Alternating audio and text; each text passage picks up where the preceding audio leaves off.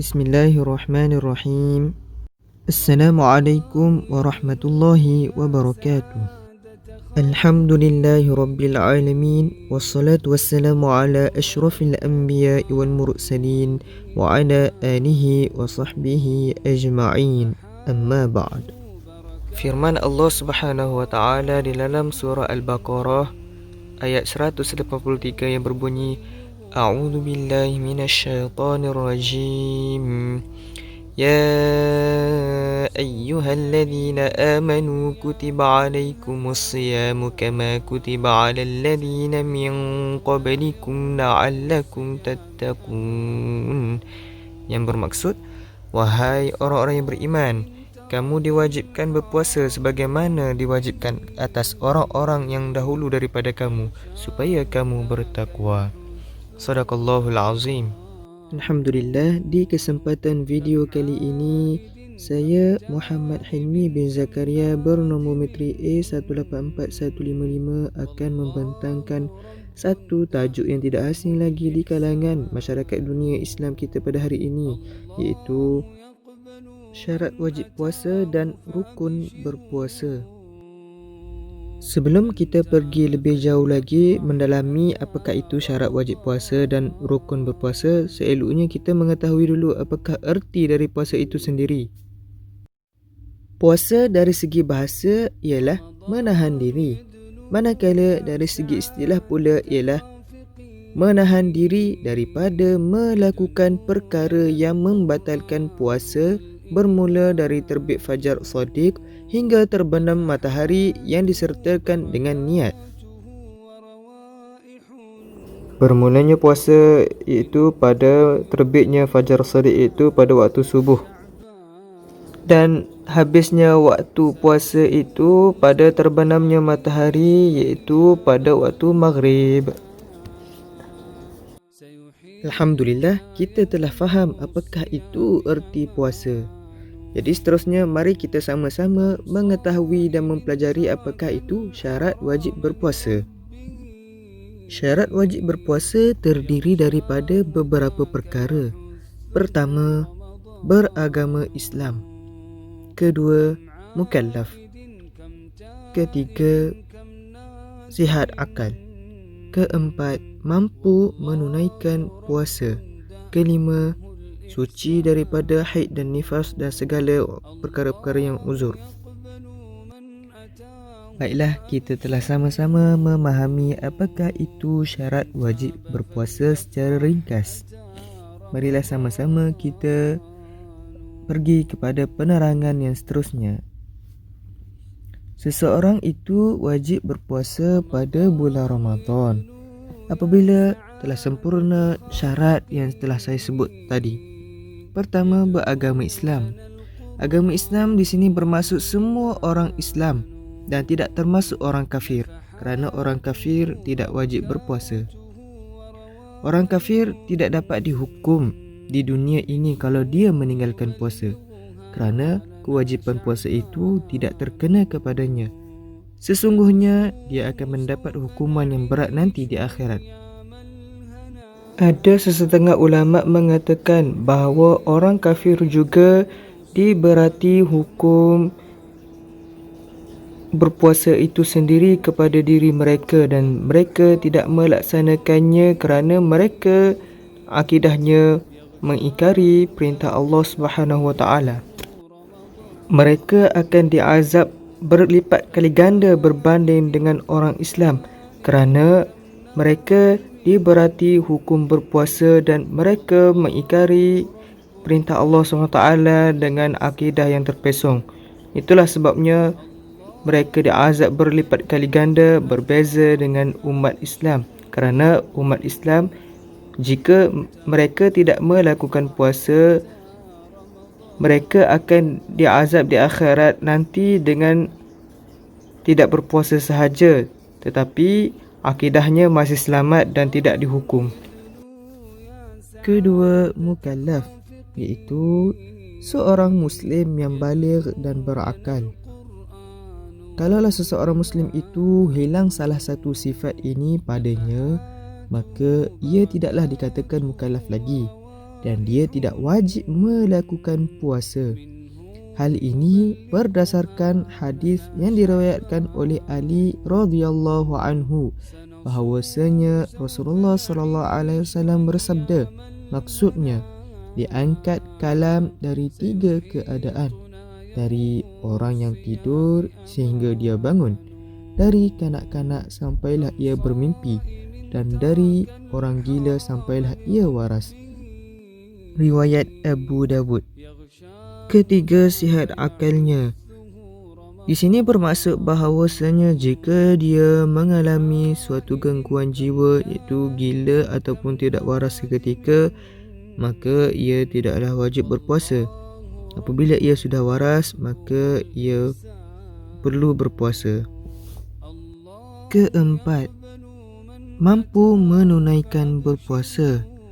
Di sini bermaksud bahawasanya jika seseorang itu tidak mampu menunaikan puasa seperti dia sedang melakukan permusafiran ke tempat lain atau sedang sakit, maka ia dirukhsahkan, ia diberi kelonggaran untuk meninggalkan puasa kerana uzurnya itu. Kelima, suci daripada haid dan nifas. Ia bermaksud di sini terbebas dari uzur-uzur yang melarangnya dari mengerjakan puasa atau yang membolehkannya berbuka.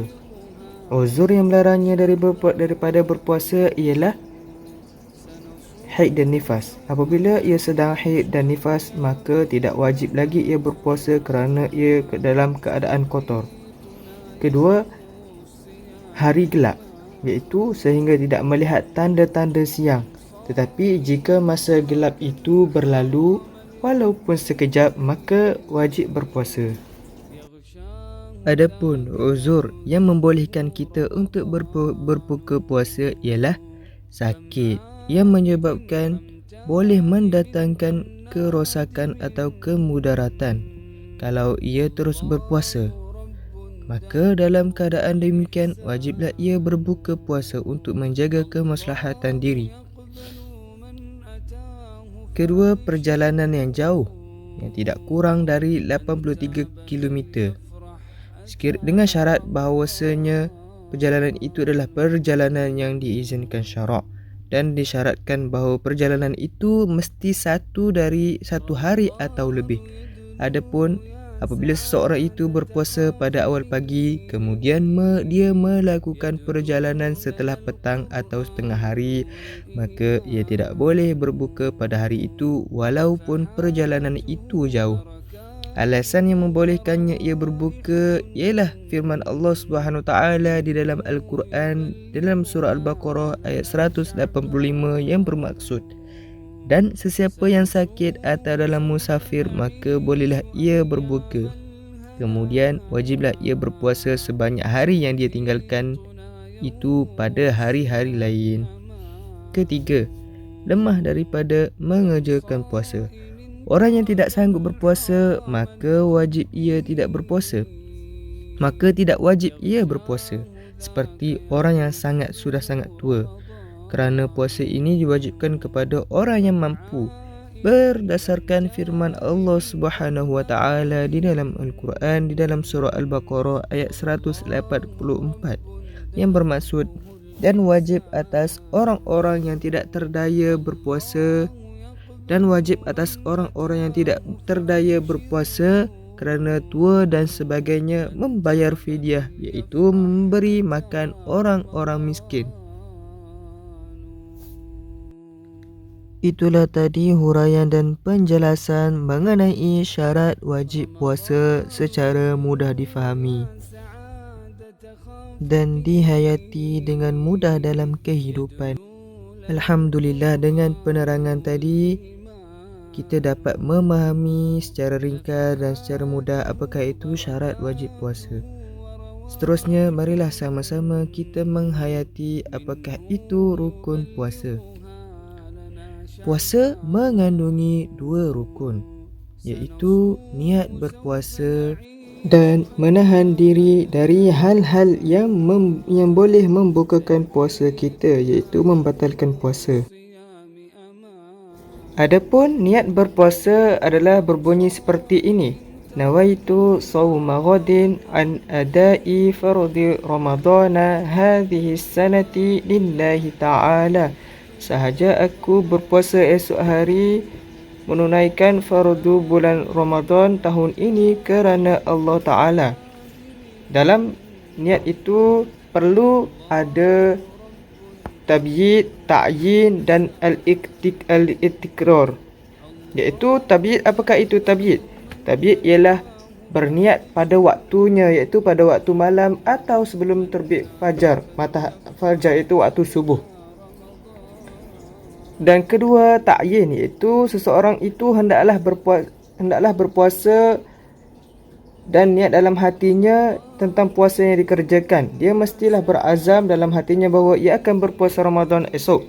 Kalau dia berniat dalam hatinya untuk berpuasa secara umum, maka tidak salah puasa Ramadannya itu dan niatnya itu. Dalilnya adalah hadis Rasulullah SAW. Sesungguhnya bagi tiap-tiap pekerjaan itu hasilnya sesuai dengan apa yang diniatkan. Riwayat Al-Bukhari dan Muslim. Ketiga, at-tikrar. Wajib ada dalam niat puasa itu bahawa seseorang itu hendaklah mengulangnya tiap-tiap hari dalam bulan Ramadan sebelum terbit fajar. Tidak sah niat sekali sahaja untuk satu bulan penuh, kerana ialah bukan merupakan ibadat yang satu, tetapi ia adalah ibadat yang berasingan bagi setiap harinya. Adapun untuk berpuasa sunat tidaklah disyariatkan niat untuk ta'yin dan tabyid. Seseorang boleh puasa sahaja berniat secara umum untuk puasa sunat. Terus sekali, rukun puasa ialah menahan diri dari hal-hal yang boleh membukakan puasa, iaitu seperti makan dan minum. Jika dilakukan dengan sengaja, maka batal puasanya. Dan jika dia melakukannya dengan tidak sengaja, maka tidaklah batal puasanya.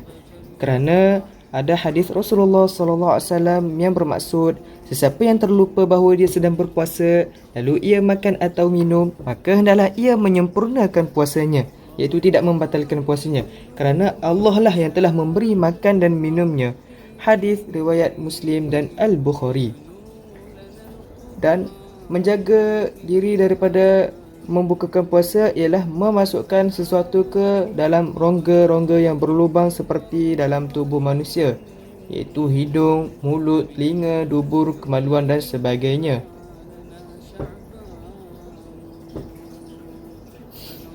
Seterusnya, perkara yang membatalkan puasa, iaitu boleh membatalkan puasa kita, ialah muntah dengan sengaja dan melakukan hubungan seksual secara sengaja, dan istimna iaitu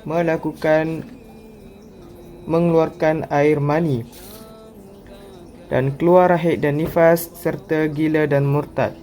Yang paling penting adalah untuk menjaga hawa nafsu ketika berada di bulan Ramadan dan melawan segala jenis maksiat yang dilakukan.